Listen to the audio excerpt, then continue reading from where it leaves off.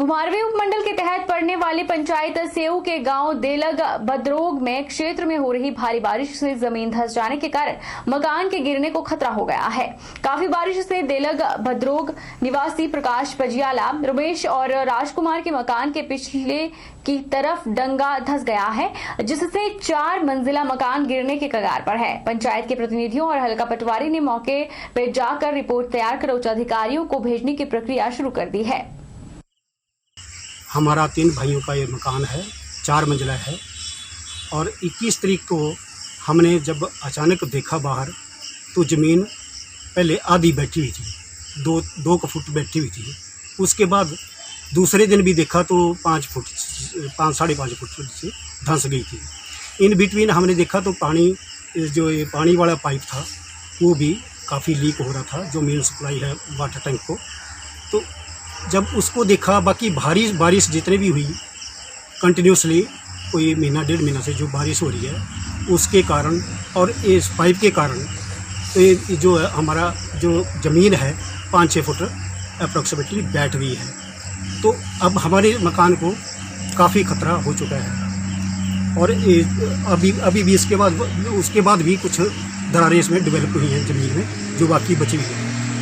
तो अब मेरा तो यही है कि जो भी सहायता अंडर लॉ या कोई भी कैसे भी किसी भी विभाग से जो भी जस्टिफाइड है वो हमें मिलनी चाहिए। गंगत के गरीब परिवार से ताल्लुक रखने वाली बेटी ज्योत्सना को जहरीले सांप ने डस दिया। ज्योत्सना को पठानकोट के निजी अस्पताल में दाखिल करवाया गया, जिसके इलाज में पैसों की जरूरत पड़ी। ज्योत्सना के घर वालों के पास इतने पैसे नहीं थे कि वे इलाज का खर्चा उठा पाए। जब इस बात का पता समाज सेवियों को सोशल मीडिया से चला तो उन्होंने सभी से अपील की और एक बार फिर से नूरपुर अपडेट और गैरी मेमोरियल ट्रस्ट की तरफ से लड़की के लिए मदद मांगी गई। समाज सेवियों ने कहा कि सोशल मीडिया के माध्यम से इस बात का पता चला कि एक गरीब परिवार की बेटी जिसे सांप ने काट दिया है वह अमनदीप अस्पताल में इलाज के लिए दाखिल है और उन्हें मदद की सख्त जरूरत है। तो इस बेटी की मदद के लिए एकजुट होकर सभी समाजसेवी संस्थाओं और लोगों ने कोशिश की। जब आज इस मदद राशि को देखा तो यह 4,28,000 रुपया इकट्ठा हो चुका है। इसमें लोगों ने इंसानियत का परिचय देते हुए यह संदेश दिया है कि इंसान ही इंसान के काम आ सकता है। और दूसरी ओर अभी यह बेटी आईसीयू में ही है, पर डॉक्टर का कहना है कि इसकी स्थिति पहले से बेहतर है। वहीं पीड़ित बेटी की मां ने सभी दानी सज्जनों का धन्यवाद किया जिन्होंने बेटी का इलाज करवाने में सहायता की।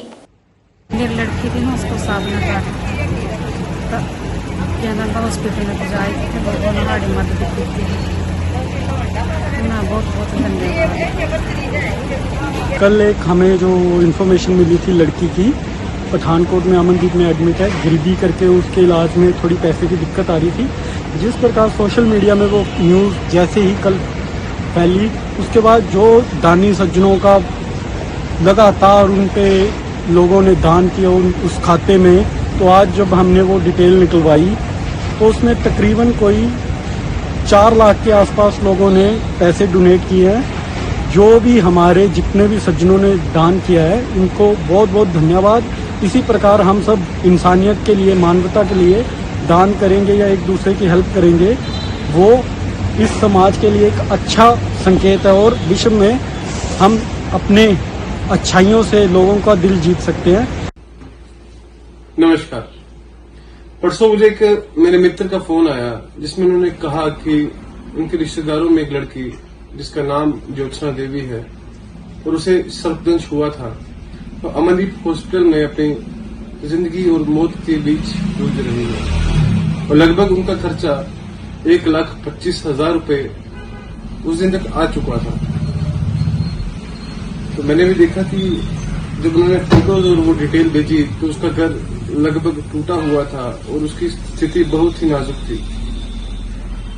वो तुरंत नूरपुर, फतेहपुर, जवाली के जितने भी लगभग सामाजिक संस्थाएं हैं, जैसे गैरी चैरिटेबल ट्रस्ट है, you helping hands for poor है, या youth of Noorpur against drugs है, या सुलियाली विकास मंच है, कई ऐसी संस्थाएं जिन्होंने इसमें बढ़ चढ़ कर भाग लिया और सामाजिक मुद्दा इस विषय को बना दिया।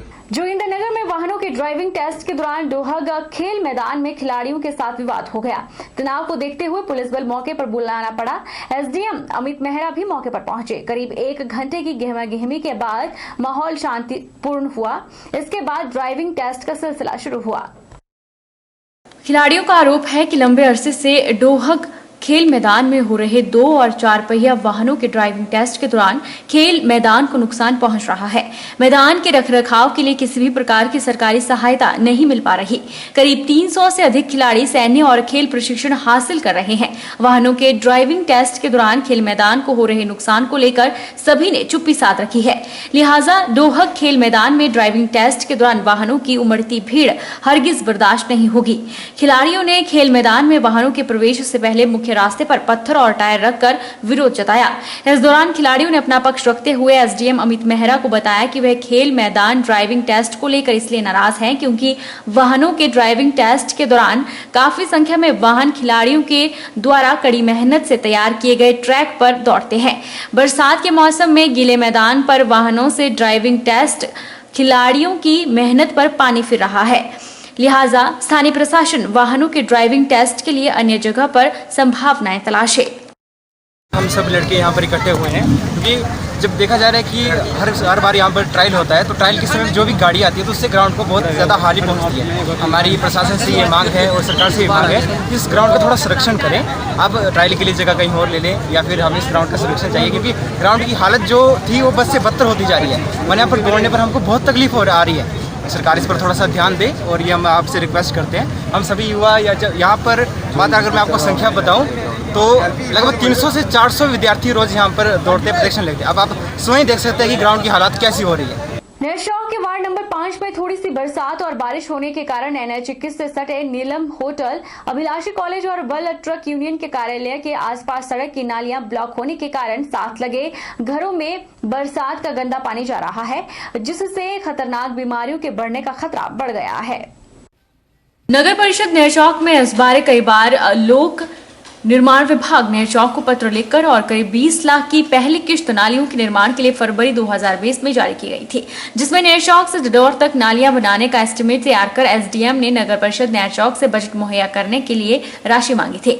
इसी समस्या के मद्देनजर आज सुबह जब अचानक बारिश हुई तो नेरचौक के वार्ड नंबर 5 के स्थानीय लोगों ने पार्षद रजनीश सोनी को जानकारी दी कि उनके घरों में पानी के कारण जीना मुश्किल हो रहा है। पार्षद द्वारा सुबह मौके पर पहुंचकर स्थिति का जायजा लिया गया और उन्होंने आश्वासन दिया कि शीघ्र नालियों का निर्माण शुरू किया जाएगा। पक्की होनी चाहिए। जो मेन नाली है वो तो बीच बीच से काट दी है, बनी नहीं है, बंद है, बिल्कुल घरों में पानी घुस रहा है। यहाँ कैसे रहना, गंदी स्मेल आ रही है, यहाँ से पानी हो गया है। इधर उधर घर में रहने की दिक्कत, बाहर नीचे ऊपर उतरने की, कैसे पानी पीने को नहीं है, पानी की भी परेशानी हो है पीने की। नेरचौक नगर परिषद के वार्ड नंबर 5 में यहाँ पे हम आज लोगों का भी कॉल आई थी कि यहाँ पे जो है नालियाँ ब्लॉक है। तो नीलम होटल के साथ जो PWD की जो मेन रोड पे नाली है वो बिल्कुल ब्लॉक है और उसकी वजह से जो पानी है वो सारा लोगों के घरों में आ रहा है, लोगों के खेतों में आ रहा है और इसमें जो है इनके घरों को भी गिरने का खतरा है। तो इसका मैंने मौका भी यहाँ पे किया है और मेरी ये एसडीएम बल और प्रशासन से ये मांग रहेगी कि इसका शीघ्र इसका जो है इसका मौका करके इसका जो है इसकी निकासी के लिए नालियों का बनाने का प्रावधान किया जाए। और PWD नेरचौक के जो एक्शन है उनको भी मैं आगाह करना चाहूँगा कि ये नालियाँ जल्दी से जल्दी निर्माण शुरू करें क्योंकि नगर परिषद ने उनको पैसा जो है मुहैया नालियों के लिए करवा दिया है। वक्त तो चला है छोटे से ब्रेक का। ब्रेक के उस पार फौरन लौटेंगे।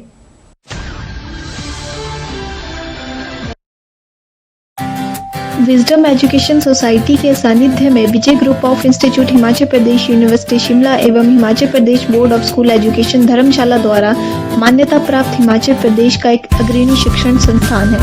इंस्टीट्यूट में BBA, BCA, BCom, PGDCA, B.Ed तथा DLED के कोर्सेज उपलब्ध हैं।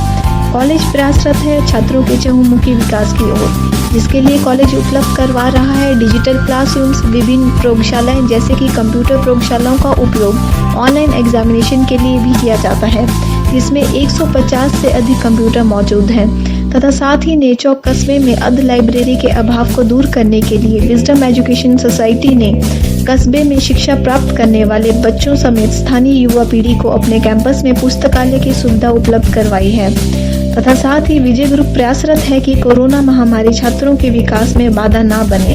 इसलिए विजय ग्रुप छात्रों को ऑनलाइन रजिस्ट्रेशन की सुविधा प्रदान कर रहा है, जिसके माध्यम से छात्र घर बैठे ही अपनी एडमिशन की प्रक्रिया को पूरा कर सकते हैं। इसलिए vijayinstitute.com वेबसाइट को विजिट करें तथा ऑनलाइन रजिस्ट्रेशन पर क्लिक करके फॉर्म को फिल करें। अधिक जानकारी के लिए हमें संपर्क करें।